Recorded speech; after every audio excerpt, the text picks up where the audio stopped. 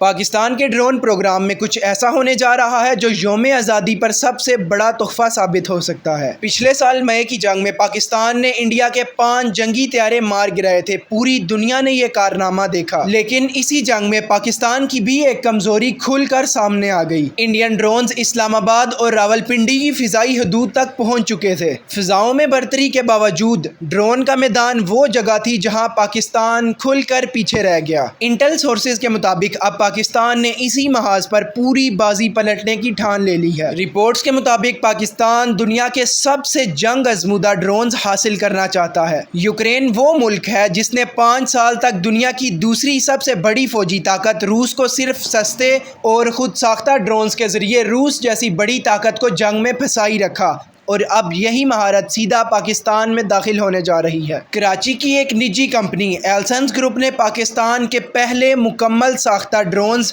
دنیا کے سامنے پیش کر دیے ہیں۔ یہ ڈرون سائز میں چھوٹے، قیمت میں انتہائی سستے مگر جان لیوا انجن ہیں۔ یہ ڈرونز بالکل ویسے ہی بنائے جائیں گے جس طرح یوکرین اپنے کامیکازی ڈرونز مینوفیکچر کرتا ہے۔ پہلی بار پاکستان نے صرف سرکاری اداروں کے بھروسے بیٹھنے کی بجائے نجی پرائیویٹ کمپنیوں کو بھی میدان میں اترنے کا موقع دیا ہے، بالکل اسی ماڈل پر جو یوکرین نے اپنی بقا کی جنگ میں کامیابی سے آزمایا۔ خود یوکرین کے حکام بھی اپنی یہ مہارت دنیا کو بیچنے کے لیے تیار بیٹھے ہیں، اور پاکستان اس دوڑ میں سب سے آگے نکل رہا ہے۔ یعنی جس محاذ پر پاکستان کو کبھی پسپائی مل رہی تھی، اب وہیں دنیا کی سب سے خطرناک اور جنگ آزمودہ مہارت پاکستان کے ہاتھ لگ رہی ہے، اور اگر یہ منصوبہ اسی رفتار سے آگے بڑھتا رہا تو آنے والے وقت میں پاکستان کو ڈرون کے میدان میں خود کفیل بھی بن جائے گا۔